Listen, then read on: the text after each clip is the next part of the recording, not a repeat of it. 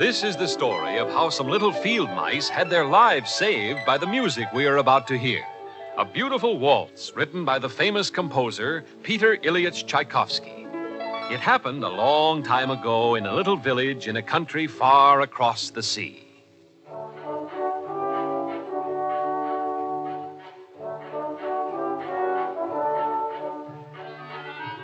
The story is still told in the village of the day the flowers waltzed. Most people laugh at the story and say that it couldn't be true, for after all, everyone knows that flowers cannot waltz. But strangely enough, they did waltz one day.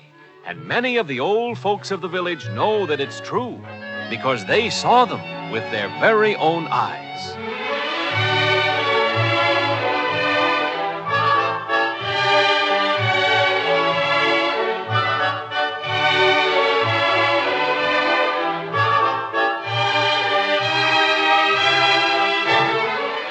It seems that many years ago, the Baron who lived in the castle on the hill overlooking the village was very fond of music.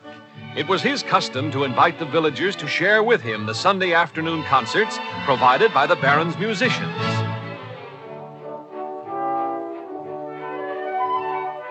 These concerts were a delight to the villagers who flocked around the bandstand in the castle gardens. The concert always included a waltz, and since it was the Baron's favorite, they always played one certain waltz that had no name. Each time it was played, away over in the corner of the garden, out of sight behind the flowers, a number of little field mice would come out of their holes and waltz around and around to the music.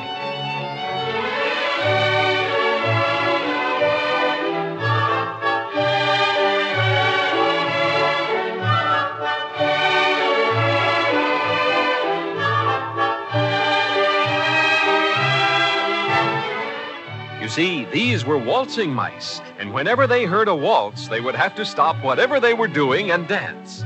But fortunately, they loved to dance, and they looked forward to each Sunday's concert as eagerly as the Baron.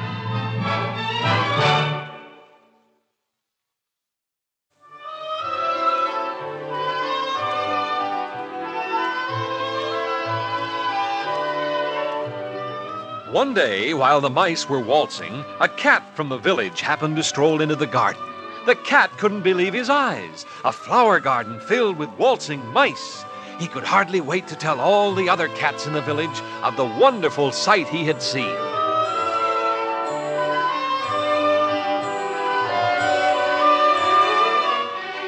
The next Sunday, all the cats from miles around were seated in the garden, anxiously waiting for the concert to begin.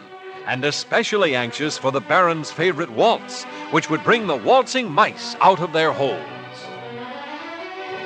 From their holes, the little mice could see all the cats seated, waiting for them. They knew that they were trapped. The minute the waltz began, they would have to waltz. And when they waltzed near the cats, their dancing days would be over.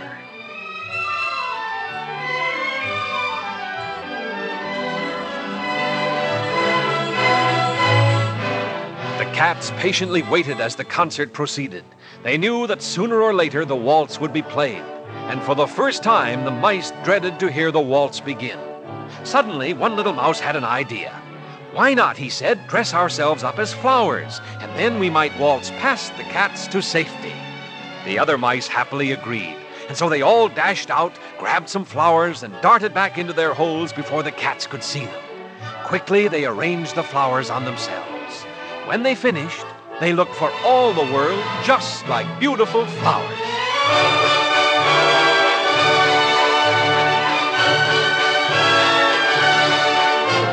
Finally, the orchestra started to play the waltz, and as the cats watched, from out of the mouse holes came not the mice, but waltzing flowers, roses and tulips, violets and pansies, marigolds and daffodils, all waltzing around.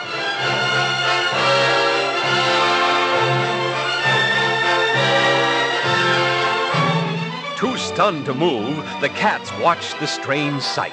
To the music of the waltz, flowers were actually waltzing, flowers with little legs that danced.